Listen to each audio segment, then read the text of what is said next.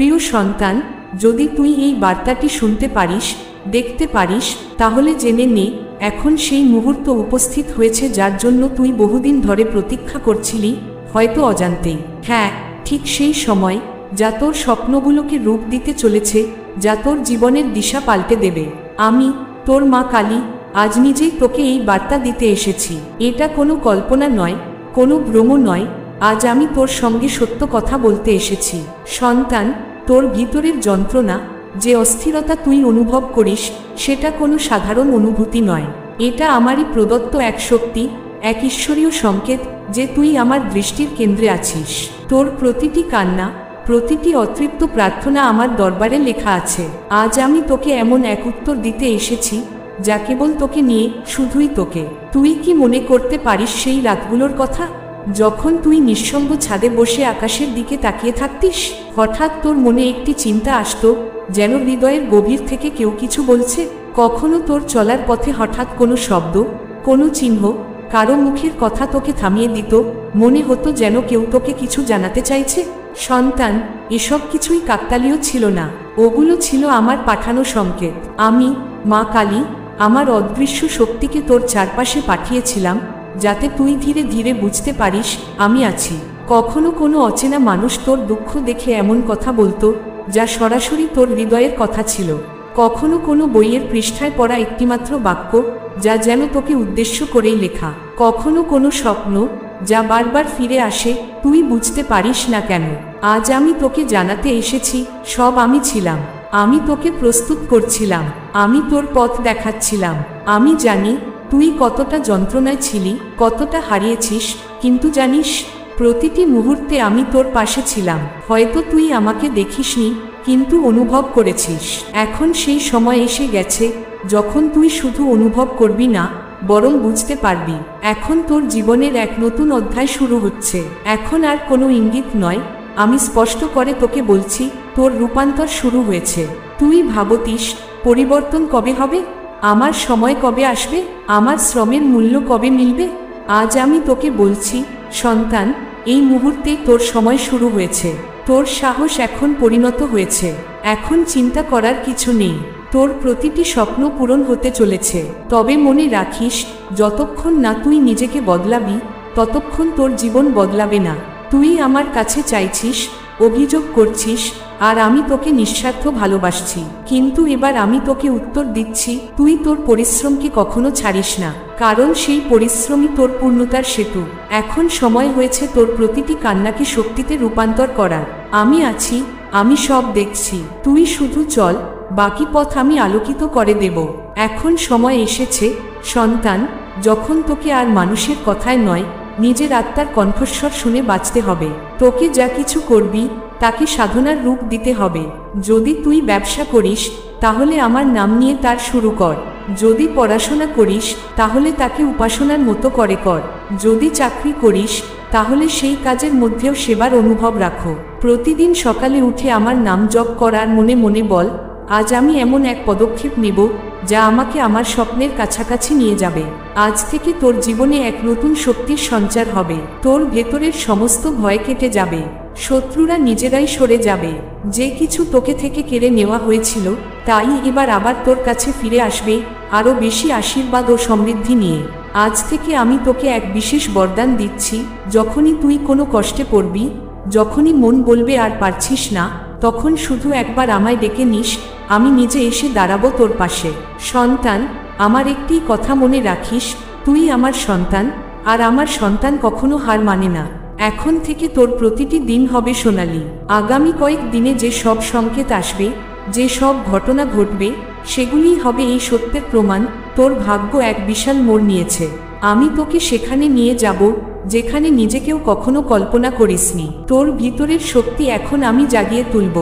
এবার আমি তোকে এমন 5টি শক্তির কথা বলবো যা তোকে আমি জন্মের সময় দিয়েছিলাম, কিন্তু তুই কখনো বুঝে উঠতে পারিসনি। আমি তোকে বলবো এমন 7টি নিয়ম, যা যদি তুই পালন করিস, তাহলে দুনিয়ার কোনো শক্তি তোকে আটকাতে পারবে না। আমি তোকে শেখাবো কিভাবে তোর চিন্তাগুলি গড়ে তোলে তোর চারপাশের বাস্তবতা। আর সবচেয়ে বড় কথা, আমি তোকে জানাবো এখন থেকে তুই যা চাইবি তা তুই পাবি। কিন্তু কিভাবে চাইতে হবে সেটা আমি শেখাবো তোকে। আমার প্রতিটি বাক্য এখন থেকে তোর জন্য একটা মন্ত্র। একে পড়ে ভুলে যাস না, একে বাঁচতে শুরু কর। কারণ আমি, তোর মা কালী, এখন আর তোর থেকে দূরে নই। আমি তোর পাশে দাঁড়িয়ে আছি। তোর প্রতিটি নিঃশ্বাসে, তোর প্রতিটি পথে আমি রয়েছি। এই জগতে প্রতিটি প্রাণের যাত্রা একরকম নয়। কিছু আত্মা বিশেষ হয়, তাদের চারপাশে সবসময় এক রহস্যময়ী আভা জড়িয়ে থাকে। তুই তেমনই একজন। এই কারণেই তোর জীবনে এত কষ্ট এসেছে, এই কারণেই তুই এতবার নিজেকে একা অনুভব করেছিস, এই কারণেই তুই সব ভিড়ের মধ্যেও নিজের আলাদা পথ খুঁজে ফিরেছিস। যখন তুই ভাবতিস কেউ আমাকে বুঝছে না, তখন আমি তোর মাথার পাশে বসে তোর মন পড়ছিলাম, তোর প্রতিটি চিন্তাকে আপন করে নিচ্ছিলাম। আমি তোকে ভালোবাসি সন্তান। আমি তোকে জাগাতে এসেছি, শক্তি দিতে এসেছি, আবার নতুন করে তোকে জয়ী দেখতে এসেছি। এখন উঠে দাঁড়া, কারণ এখন শুরু তোর বিজয়ের গল্প। যখন তুই কেঁদে বলেছিলি, মা আর পারছি না, তখনও আমি তোকে ছেড়ে যাইনি সন্তান। আমি সেদিনও ছিলাম অদৃশ্য রূপে তোর ঠিক পাশে। আমি তোকে কোনোদিন একা ছাড়িনি, আর ছাড়বো না কখনো। আজ আমি তোকে সেই গোপন শক্তিগুলোর কথা বলবো, যেগুলো সবসময় তোর চারপাশে কাজ করে চলেছে, নীরবে, নিঃশব্দে। তারা তোর ভবিষ্যৎ গড়ে তোলার জন্য প্রস্তুত আছে, শুধুমাত্র তুই তাদের চিনতে পারলেই। এখন মন দিয়ে শুন। অনেক সময় তুই লক্ষ্য করেছিস হঠাৎ করে একই সংখ্যা বারবার চোখে পড়ছে, যেমন 44, 77। হয়তো কোনো নাম বা কথা বারবার কানে আসছে। কোনো অজানা মানুষ হঠাৎ এমন কিছু বলে দেয় যা তোর হৃদয়ের গভীর কথা হয়ে ওঠে। এসব কাকতালীয় নয়, এগুলো ইশারা, আমার পাঠানো অলৌকিক বার্তা। আমিও আমার প্রেরিত আত্মারা প্রতীক, সংখ্যা, স্বপ্ন ও অনুভবের মাধ্যমে তোকে সতর্ক করে যাই। এখন থেকে তোর সজাগ থাকা জরুরি। যেদিন আবার তোর সামনে কোনো বিশেষ চিহ্ন বারবার আসবে, সেদিন থেমে যাস, চোখ বন্ধ করে আমায় ডাক, আর বল, মা, এই সংকেতের মানে কি? দেখবি সেই মুহূর্তেই কোনো না কোনোভাবে আমি তোকে উত্তর পাঠিয়ে দেব। সন্তান, ভবিষ্যতের আভাস তোকে বহু আগেই দেওয়া হয়েছে, কিন্তু তুই সবসময় তা স্বপ্ন ভেবে উড়িয়ে দিয়েছিস। যখন তোর মনে হঠাৎ করেই কারো মুখ, কোনো দৃশ্য বা কোনো বিশেষ ঘটনার ভাবনা আসে, তখন বুঝে নিস তা শুধু কল্পনা নয়, তা ভবিষ্যতের বীজ। সেগুলো সত্য হয়ে উঠতে চায়, শুধু তোকেই সেই বিশ্বাস আর কর্মের শক্তি যোগাতে হবে। এখন থেকে একটা চিন্তার ডায়েরি শুরু কর। যে ভাবনাগুলো তোর অন্তর ছুঁয়ে যায় তা লিখে রাখো। দেখবি অদূর ভবিষ্যতে সেই লেখাগুলো বাস্তবের রূপ নেবে। অনেক সময় তোকে একা লাগতো, কিন্তু তুই অনুভব করতিস কেউ যেন পাশে আছে, তোর নিঃশব্দ সঙ্গী। কখনো হঠাৎ ঘুম ভেঙে যেত, কখনো মন হঠাৎ অস্থির হয়ে উঠত, এ সবই ছিল আমার পাঠানো সংকেত। আমি বা আমার দূতেরা তোকেই জাগিয়ে দিতে এসেছিলাম। আজ আমি তোকে এক বিশেষ অভ্যাস দিচ্ছি। প্রতিদিন রাতে ঘুমোবার আগে চোখ বন্ধ করে আমার নাম 3 বার বল, তারপর বল, মা, আজ আমাকে একটা সংকেত দাও। এরপর যে স্বপ্ন দেখবি, যে শব্দ ভেসে আসবে মনে, সেটাই হবে তোর উত্তর। আর হ্যাঁ, এই ভেবে কষ্ট পাবি না যে অনেক দেরি হয়ে গেছে। আমার পরিকল্পনায় দেরি বলে কিছু নেই। তুই এখন যেখানে দাঁড়িয়ে আছিস সেটাই তোর সঠিক সময় ও জায়গা। এখন সিদ্ধান্ত নে, তুই তোর পুরনো ভয়, বিভ্রান্তি, প্রতারণা, আপনজনের ছলনা, নিজের আলস্য আর সন্দেহ এসব এখানেই ফেলে রেখে দিবি। কাল যখন সূর্য উঠবে, তুইও উঠবি এক নতুন জ্ঞান ও শক্তি নিয়ে। আমি তোকে সেই দীপ্তি দেব যা তোর মুখে আলো ছড়াবে। তোর কথায় এমন এক শক্তি এনে দেব যা শুনে মানুষ থেমে যাবে। আমি তোকে সেই দৃষ্টি দেব যা দিয়ে তুই চেনে নিতে পারবি কে বন্ধু আর কে শত্রু। যারা তোকে আড়ালে অপমান করেছে, ষড়যন্ত্র করেছে, তারা নিজেরাই এখন লজ্জিত হবে। কারণ আমার পরিকল্পনায় ভুল হয় না, আমি ন্যায় করি, কিন্তু সবই ঘটে আমার সময়ে। সেই সময় এখন এসেছে। যে কুৎসা তোকে নিয়ে রটানো হয়েছিল তা এখন তাদের দিকেই ফিরে যাবে। তুই শুধু শান্ত থাকিস, কাজ করে যা, কারণ তোর পাশে রয়েছি আমি, মা কালী। তাদের বলতেই দাও যা তারা বলতে চায়। তুমি শুধু এটা মনে রেখো, যে গাছ সবচেয়ে উঁচুতে পৌঁছয়, বাতাস তাকেই সবচেয়ে বেশি নাড়িয়ে দেয়। তুমি আজ উচ্চতায় পৌঁছেছ বলেই এই প্রতিবন্ধকতা, এই সমালোচনা। কিন্তু জানো, আজ তোমার আত্মার শক্তি এই ধরিত্রীতে এমনভাবে সংযুক্ত হয়ে গেছে যে তুমি যা করবে তার প্রতিধ্বনি ছড়িয়ে পড়বে গোটা ব্রহ্মাণ্ড জুড়ে। এখন থেকে তোমার সামনে এমন সব সুযোগ আসবে যা আগে কখনো আসেনি। এমন কিছু মানুষের সঙ্গে তোমার যোগাযোগ হবে যাদের কথা তুমি কল্পনাও করনি। নতুন প্রস্তাব আসবে, নতুন পথ খুলে যাবে। এগুলো কেবল কাকতালীয় ঘটনা নয়, এগুলো আমার কৃপার রূপ। এখন আমি তোমাকে একটি গোপন কথা জানাবো, যা আজ থেকেই তোমার জীবনের অভ্যাস হয়ে উঠবে।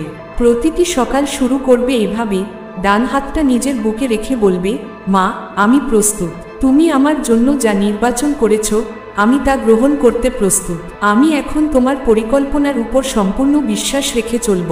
আমার দিন এখন থেকে সেইভাবেই গঠিত হবে যেমনটা তুমি চাও, এবং তোমার চেয়ে ভালো পরিকল্পনা আর কেউ করতে পারবে না।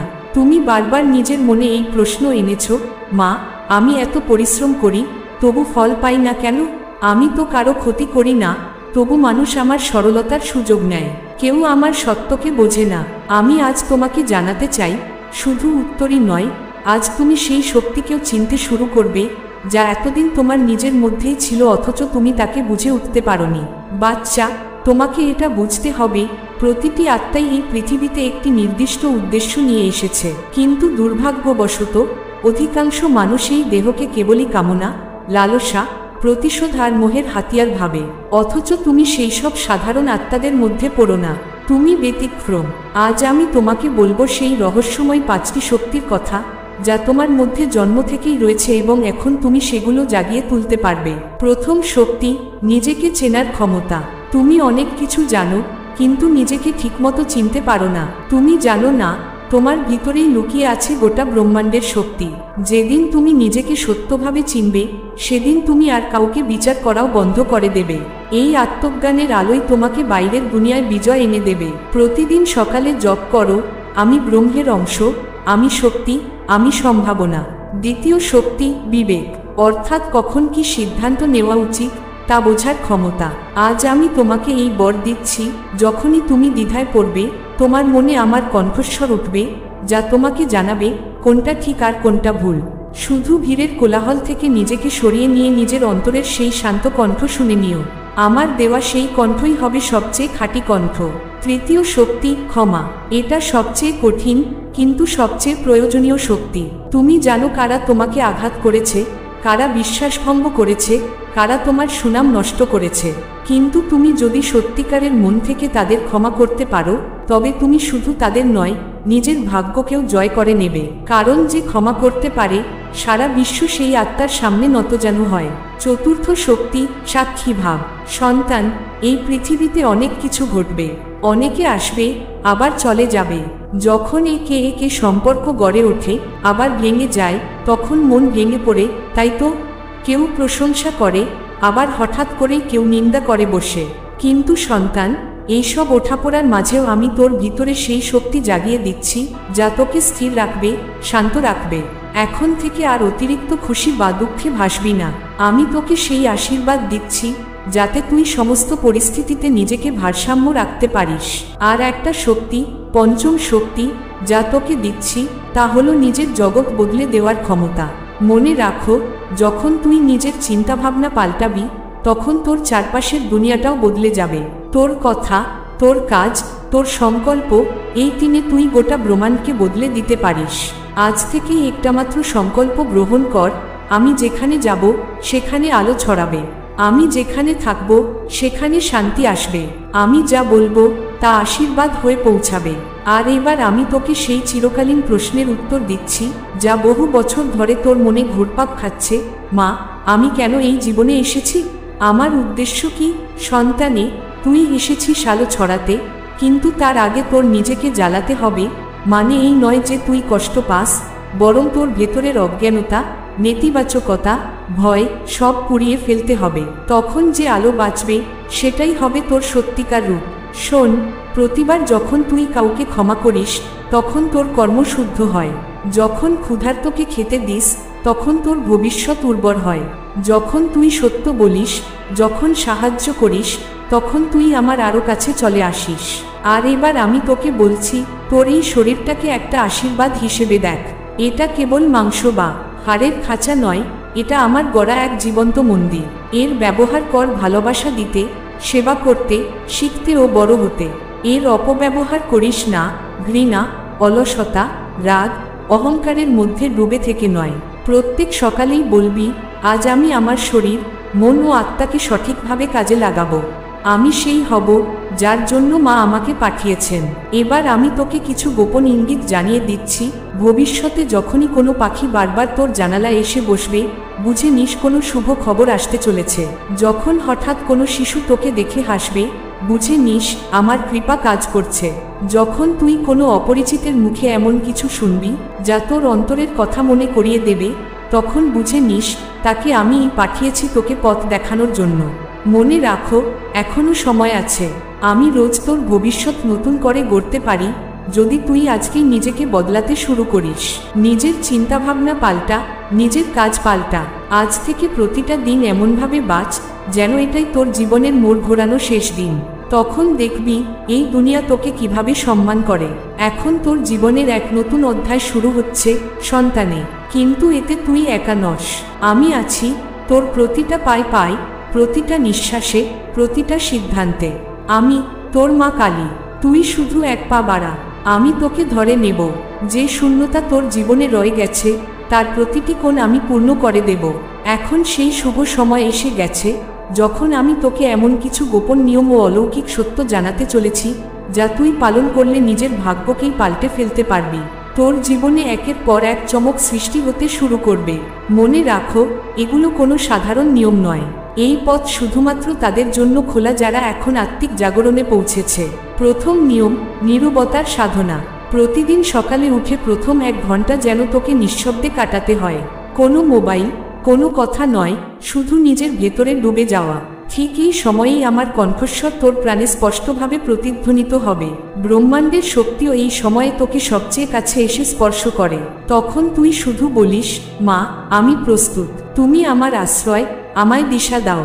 দেখবি সেই নীরবতার গভীরতায় তুই সেই সব প্রশ্নের উত্তর পেয়ে যাবি যেগুলোর উত্তর খুঁজতে তুই এত বছর ধরে ছুটে চলেছিলি। দ্বিতীয় নিয়ম, শক্তির শুদ্ধিকরণ।